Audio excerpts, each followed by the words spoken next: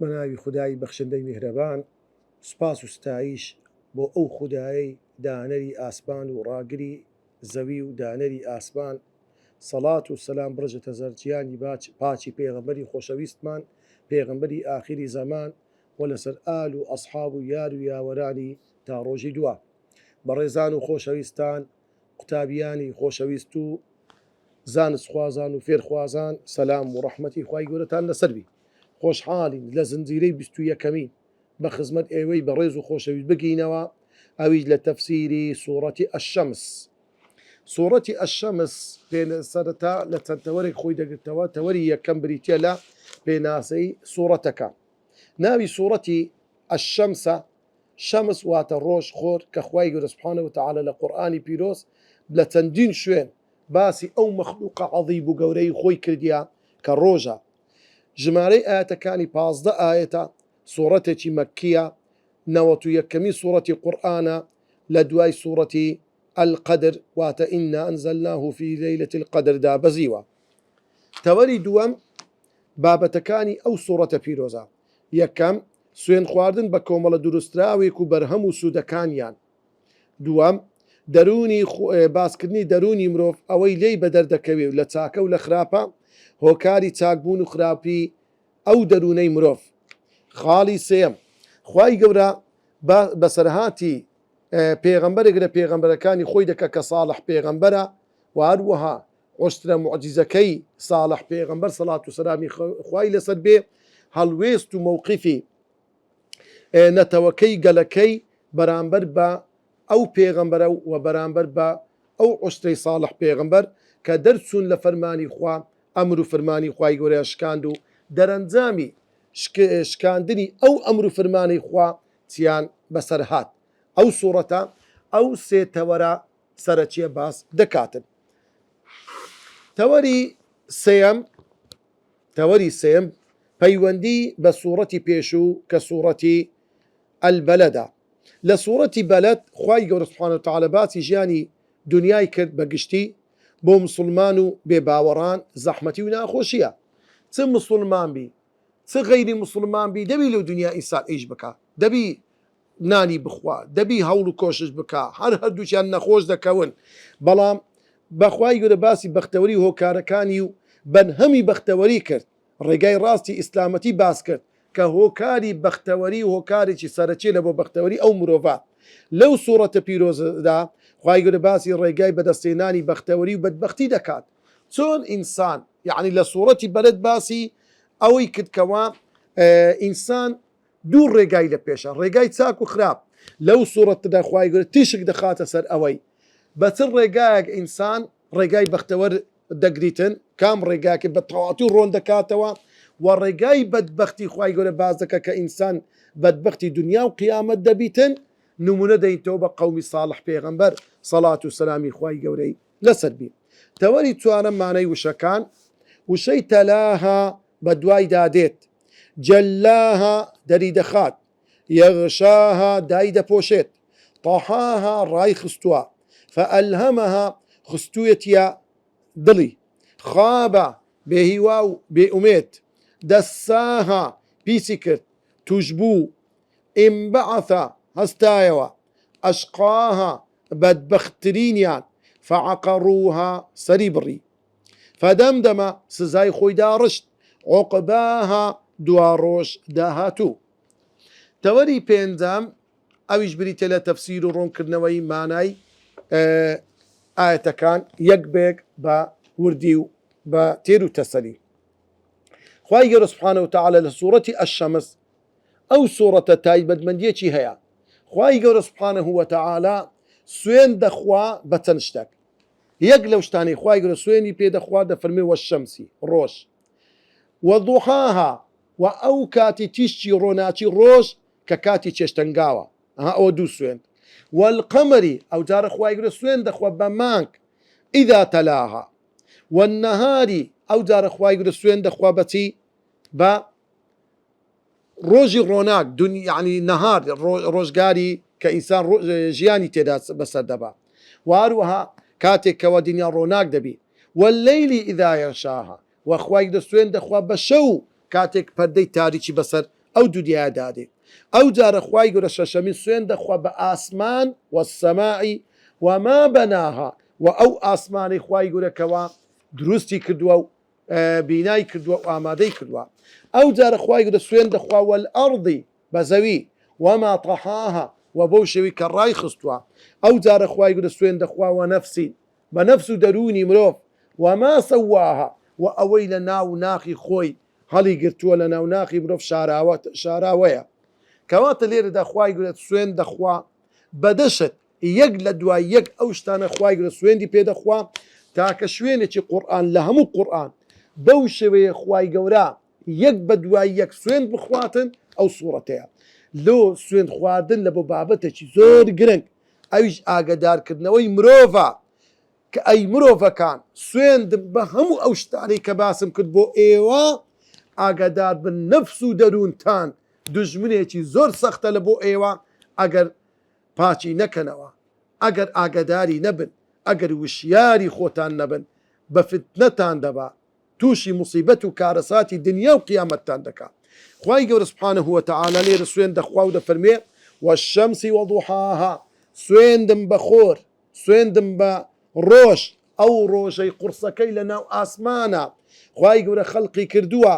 لە بۆ چەندین وەزیفە لەوەی کەوا دنیا ڕۆناک بکاتەوە لەوەی تیشتی گەرمی خۆی بداتە زەوی ڕۆژ سەرچاوەی بژێوی ژیانی ئینسانە چونکە خۆر ئەگە نەبی ئەو دنیاە هەمووی بۆگەن دەبی پیس دەبی بەڵام ڕۆژ کاتێک لەو زەویە دەدا تاقیمی دەکات ئەگەر تیشتی گەرمایی ڕۆژ نەبی هەور دروست نابی کەوا کاتێکەوە ئەو هەڵمە بەرەو ئاسمان دەچی و بارانمان لۆ دروست دەکات کەواتە ڕۆژ مەخلووقێکی زۆر زۆر گەورەیە کە خوای گەورە لەسەر زەوی دایناوە ئەگە تیشتی ڕۆژ نەبی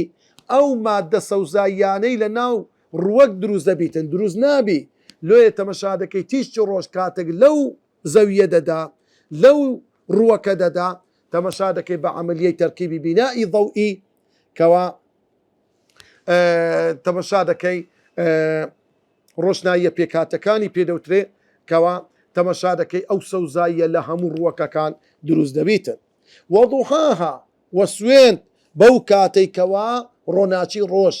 کاتێک ڕۆژ هەڵدێ دنیا هەموو ڕۆناک دەکاتەوە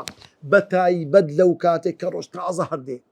سەرەتای ڕۆژ هەتاکو پێشی نیوەڕۆ دنیا زۆر ڕۆناکە تیشتی ڕۆژ زۆر بە جوانی دیارە ئەو کاتە پێی دەوتێ کاتی دوحا واتە کاتی چێشتەنگاو کە ڕۆژ هەردێ دوای چارێگەک لە ڕۆژهەڵاتن داخلی کاتی چێشتەنگاو دەبی ئینسان هەتاکو پێشی نیوەڕۆ ئەو کاتە کاتێکی زۆر زۆر پیرۆزە لە بۆ کاتی کەسابەتە هەموو خەڵکەکە لەو کاتەکە ڕۆژ هەردێ هەر یەکە بەرەو ئیش و کاری خۆی دەڕوا لەو کاتەدا کاتی ئەوەیە کە ئینسانەکان عیبادەتێک بکەن کە سەڵات و دوحایە کە خێر و ئەجر و پاداشتێکی زۆر زۆر گەورەی هەیە ئینسان دەتوانی 2 ڕکعەت یان 4 ڕکعەت یان 6 ڕکعەت یان 8 ڕکعەت ئەو نوێژەی بکە خێر و ئەجر و پاداشتێکی زۆر زۆر گەورەی هەیە وهروەها خوای گەورە سوێن دەخوا والقەمەری ئیذا تەلاها و سوێن بە مانگ ئیذا تەلاها کە لە دوای ئەوەی ڕۆژ لە ئاسمانە کاتێک ئێوارەدادێ پێش مەغریب ڕۆژ ئاوا دەبی دەسێتە شوێنی ئاوابوونی خۆی دوا بە دوای وی مانگ هەڵدێ مانگ پەیدا دەبیتن بە ڕوون و ئاشکرایی مانگ لە ئاسمان پەیدا دەبیتن ئیذا تەلاها کە بە دوایدا لە دوای ڕۆژ ئاوابوون مانگ بە دەردەکەویتن والنهاری ئیذا جەلاها و هەروەها خوای گەورە سوێن بەو ڕۆژگارەی کەوا کاتێک کە خوای گەورە دنیای ڕۆناک دەکاتەوە جەلاها واتە ئەو ڕۆژگارە هەموو شتێکی تێدا ڕۆن و ئاشکرا دەبیتن لەو ڕۆژەدا کەوا ئینسان ئیش و کاری تێدا دەکاتن کەوا دنیا ڕۆناک دەبتەوە هەموو شتەکانی تێدا ڕۆن و ئاشکرا دەبیتن کاتی ئەوەیە کە ئینسان ڕزق و ڕۆزی بەدەستبینی کاتی ئەوەیە ئینسان ئیش و کار بکات کاتی ئەوەیە لەو ڕۆژەدا ئینسان هەوڵ و کۆشش و ماندووبوونی خۆی تێدا ئەنجامدا لۆ بەدەسێنانی بژێوی و ژیانی خۆی واللەیلی ئیذا یەغشاها و هەروەها خوای گەورە دەفەرمێ سوێن بە شەو کاتێکەوە تاریکایی دای دەپۆشیتن دنیا دادەپۆشی شەو دادێ ئەو شەوەش تاریک دەبی بە تاریکاییەکانی هەموو شتێک دادەپۆشی ئەو جارە خوای گەورە سوبحانەهو وتەعالە سوێن دەخوا پێنجەمین سوێندی ئەویش بریتێ لە چی وەسسەمائی وە سوێندم بەو ئاسمانێک کە ئێوە دەیبنن ئاسمانێک لە سەرتانەوەیان هەفت تەبەقە یەک لە دوای یەک دروست بووە وەما بەناها و بە شێوەی ئەو ڕاوەستانی ئاسمانە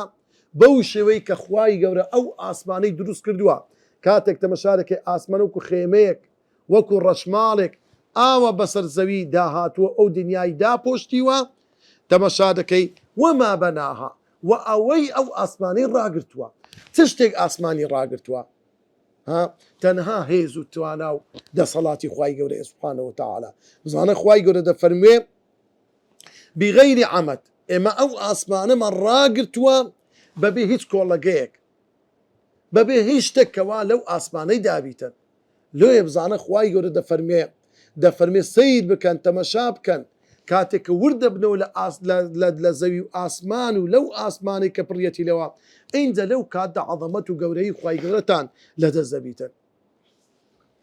و هەروەها خوای گەورە ئەو جارە سوێن دەخوا هەفتەمین والأرض وما طحاها وسوێن بەو زەویە کاتێک کە خوای گەورە سوبحانەهو وتەعالە ئەو زەویەی لە بۆ ئێوە داناوە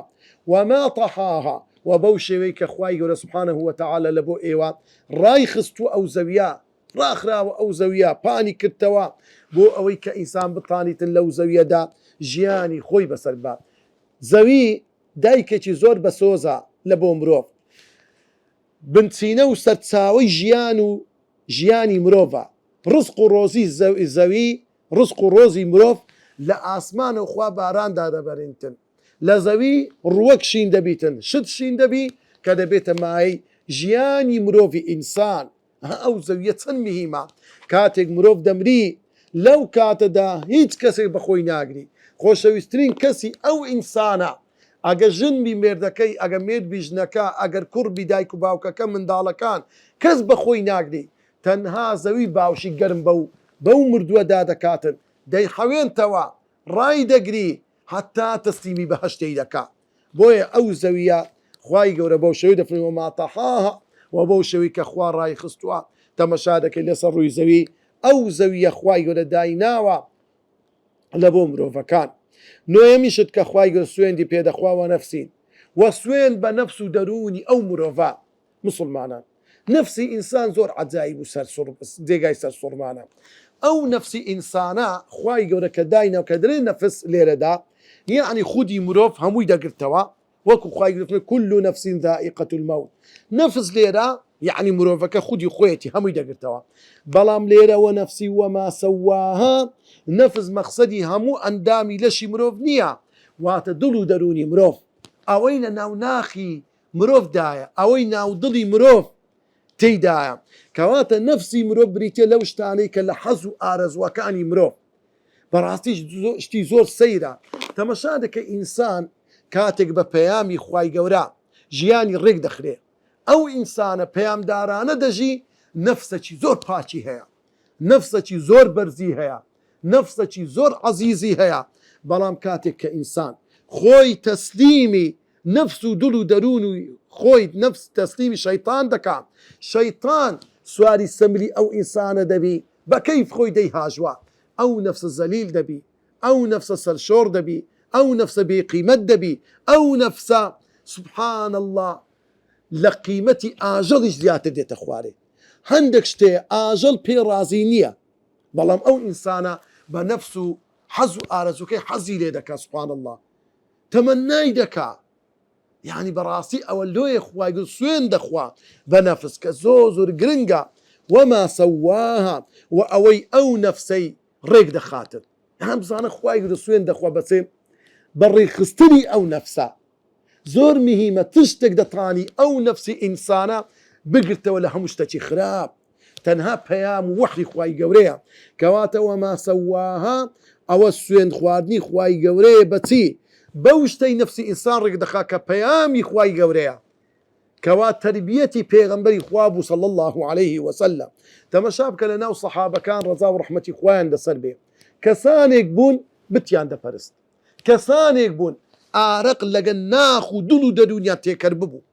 ژیانیان پارچەیەک بریتی بوو لە ئارە خواردنەوە لە قوماربازی لە جنس بە شێوازێکی زۆر ناشەرعی و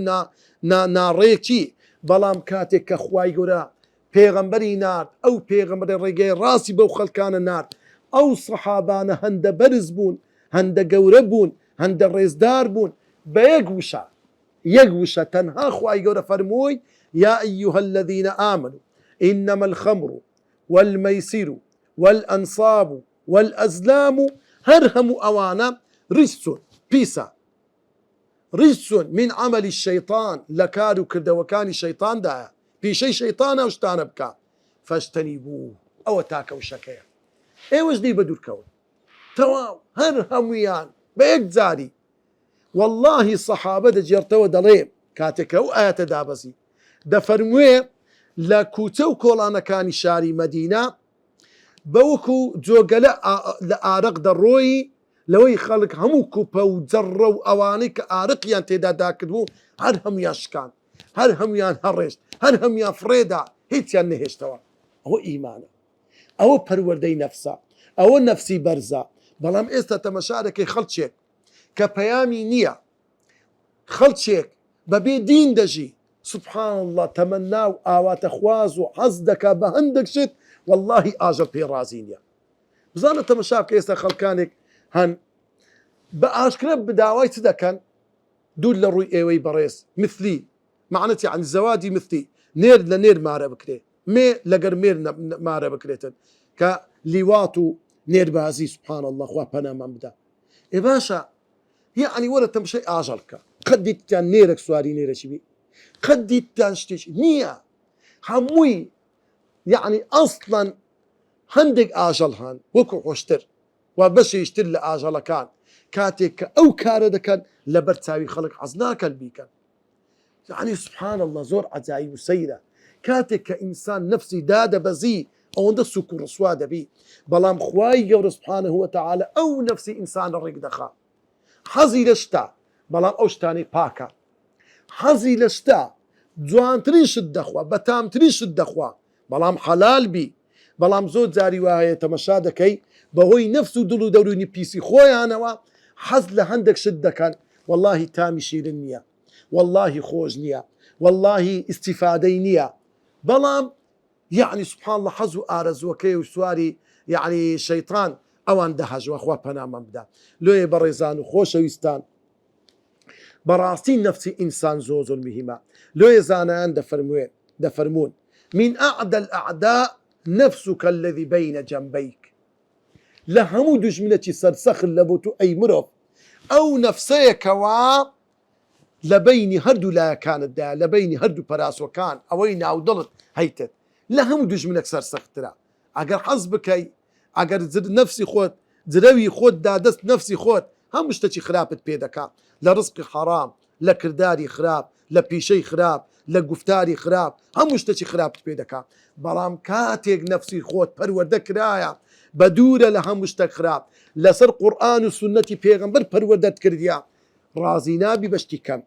ڕازی نابی بەشتی پیس ڕازی نابی ئیلا بەشتانێک کە زۆر بەرز و زۆر پاک و زۆر خۆشە هەم لە دنیا هەم لە قیامەت سوود و قازاندی لێ دەکەی ئینجا خوای گەورە دەفەرمێ سوێندم بەو دەشتەیکەوە سوێندم لە بۆتان خوارد تأكيد بزانا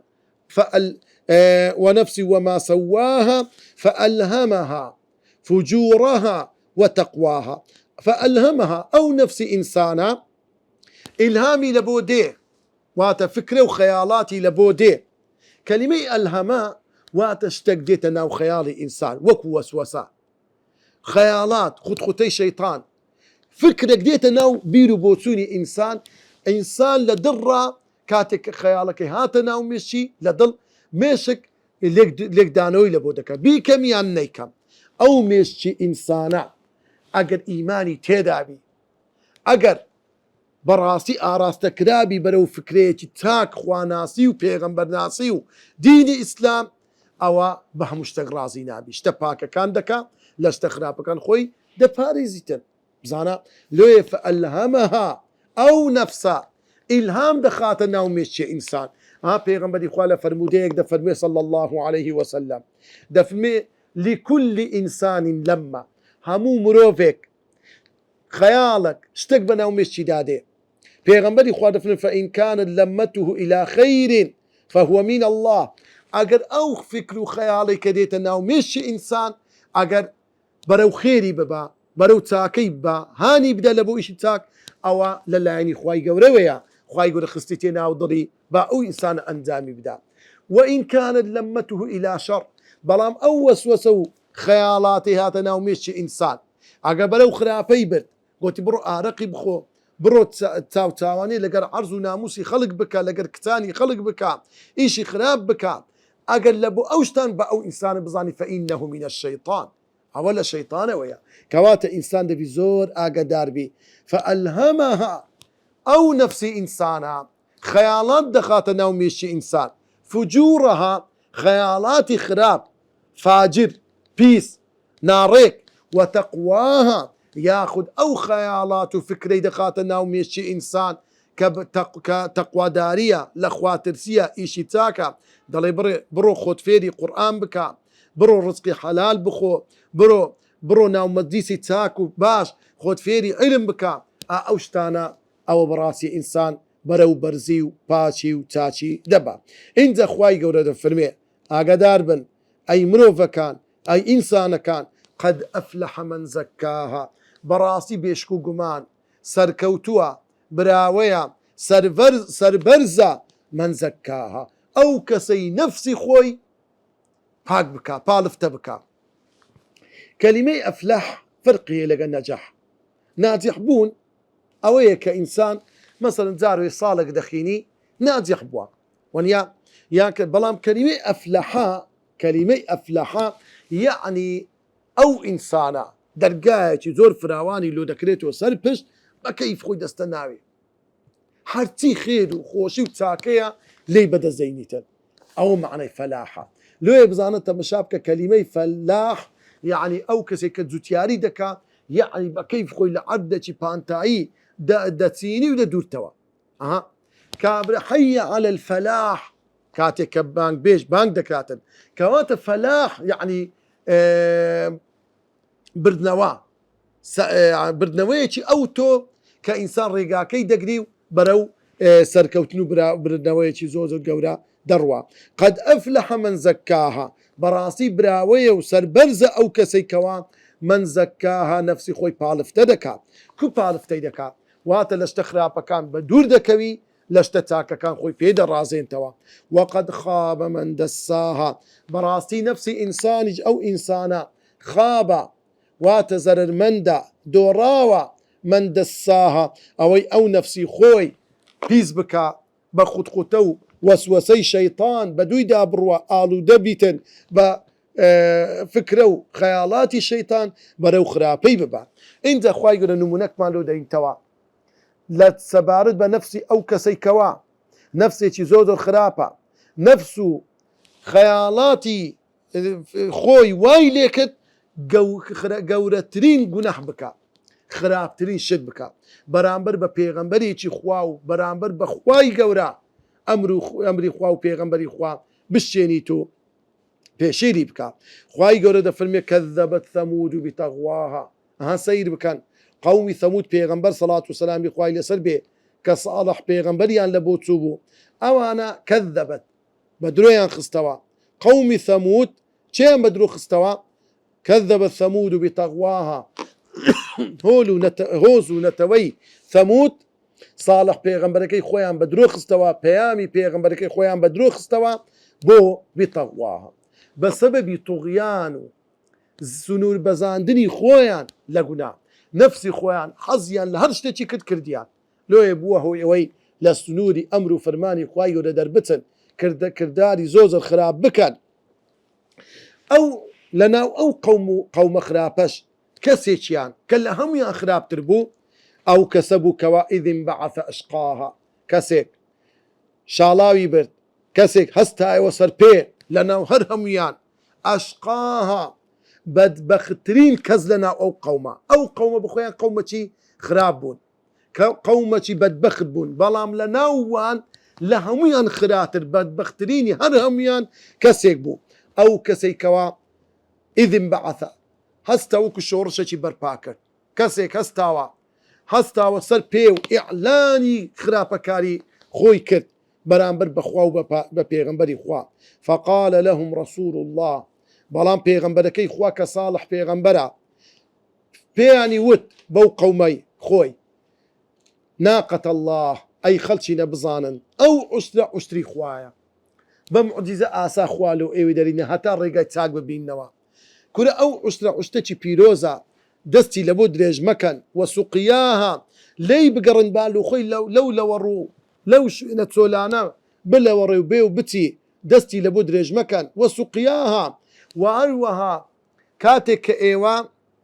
شوێنێکی تایبەتان هەیە کانیەک ئاژەڵەکانتانی تێدا تێر ئاو دەکەن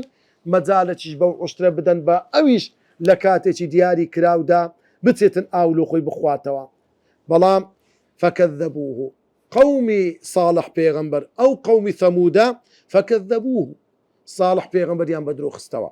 فعەقەڕوها هەر بەوەندەش نەوەستان عوشترەکەی کە صالح پێغەمبەر ئاگداری کردنەوە ئەو عوشترە عوشتێکی پیرۆزە عوشتری خوای گەورەیە وەکو معجزە لەو ئێوەی دەرهینایە هاتا ڕێگای چاچی پێ بگرن هاتا بێتە دەرس و پند و ئامۆژگاری لۆ ئێوە عەزەمەت و گەورەی خواتان لۆ بە دەرکەوی بەڵام ئەوان لە جیاتیەوەی ڕێز لەو عوشترە بگرن فعەقەڕوها سەریان بڕی کەلیمەی عەقڕ واتە عوشتر عادەتی وایە لە بە پێوە سەردەبڕێتن فعەقەڕوها کەلیمەی عەقەڕە واتە کوشتنی بە شێوازێکی وها نەک سەر بڕین هەر کوشتەی زۆزر بخراپی بناڕێکی فدەمدەمە عەلەیهم ڕەبوهم بذەنبهم ئینجا بەهۆی گوناهەکانیەوە پەروەردیگاریان سزای پەروەردیگاریان خوای گەورە سزای خۆی بەسەریان داڕشت فدەمدەمە عەلەیهم واتە خوای گەورە وەکو لێزمەی باران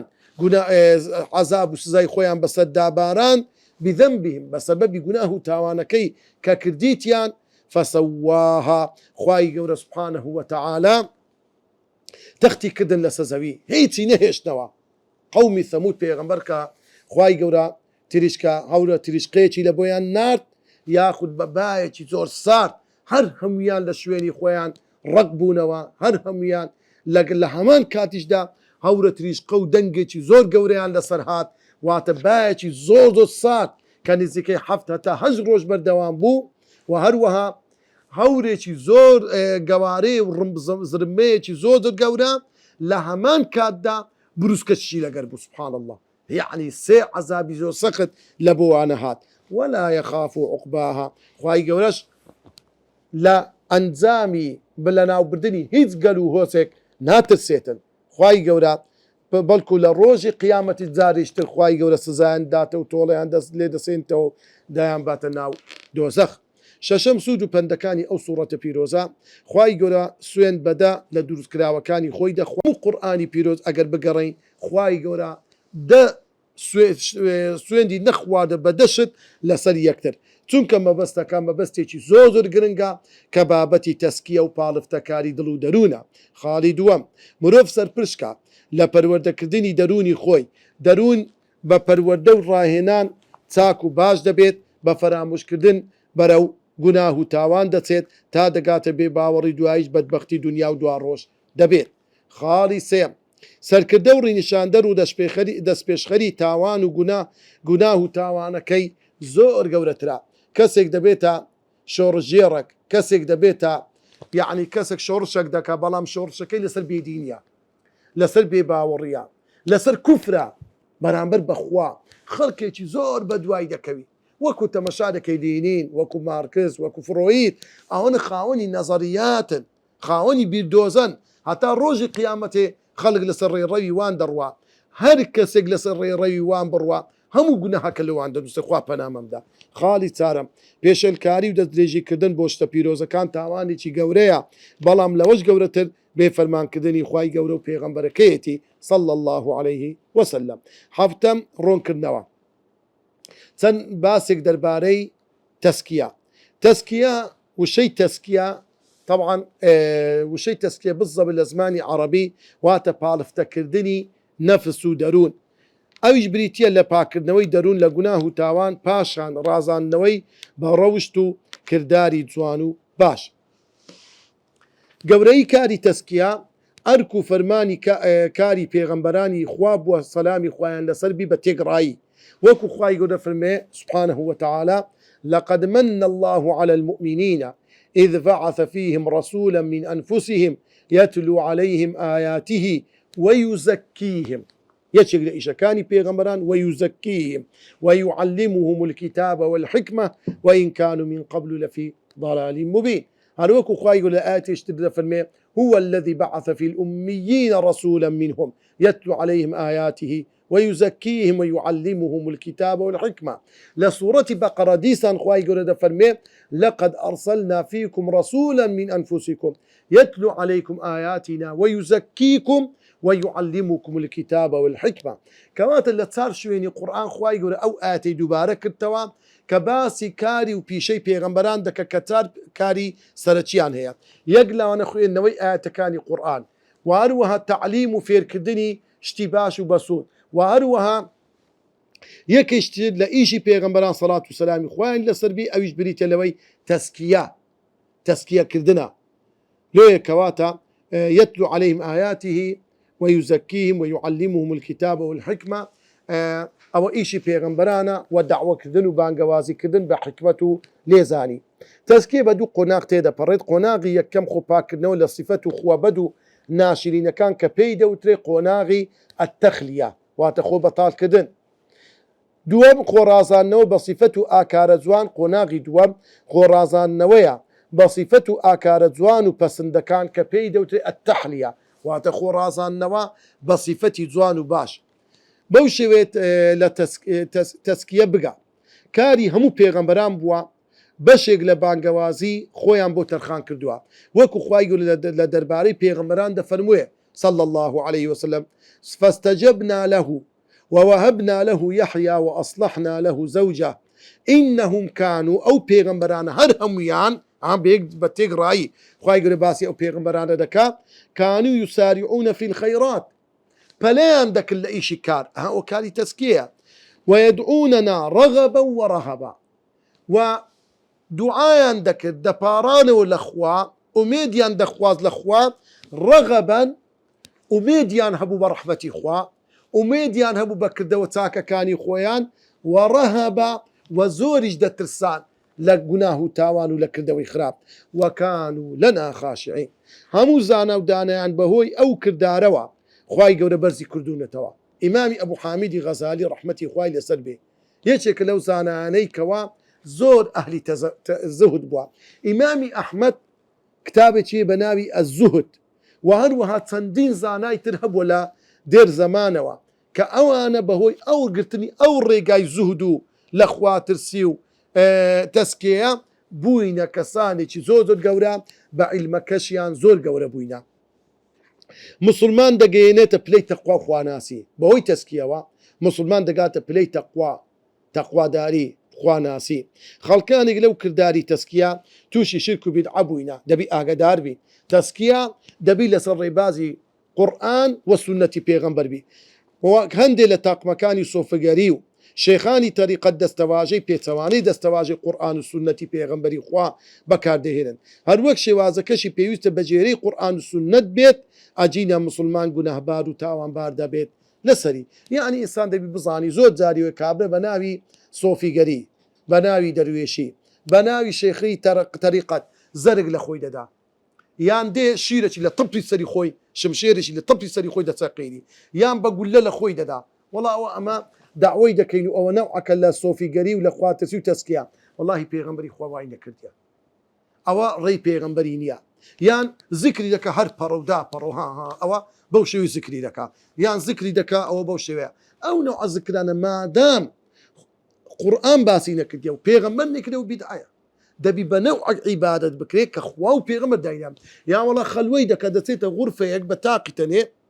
تسورينا أخوة بحسابي خوشتينا أخوة لغو أو خلوي دكا أو نوع خلوي دروزنيا بلام دروز تكابرا لو خوي بس يتغرفة ناو مكتبيتي أو هاماوي دابني شي لو خوي بير بكاتوا لعظمة إخوة أو نوع كلا تزكية بيغمبر إخوة واي كرديا لغاري حلا حراء خلوي دك بيغمبر صلى الله عليه وسلم بيري لحالي قوم كيدك دو كرز قاعد يبكى أو نوع كلا تزكية بەڵام تەسکیە کابرێ برێ وەڵڵا ئەمن خورمای ناخۆم شیرنی یان چەوری ناخۆم ئەوە حرامە تو شتێکە حەلالە لە خۆتی حرام بکەیت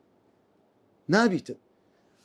خوای گەورە عاقبەتی هەمولایەکمان خێر بکە، خوای گەورە بمانجێڕی بە ئەهلی تەسکیە، بمانجێڕی بە ئەهلی لە خواترسی، خوای گەورە لە خۆیمان نێزیک بکاتەوە لە شەیطانمان لە دوور بخا. آمین آمین والحمد لله رب العالمين.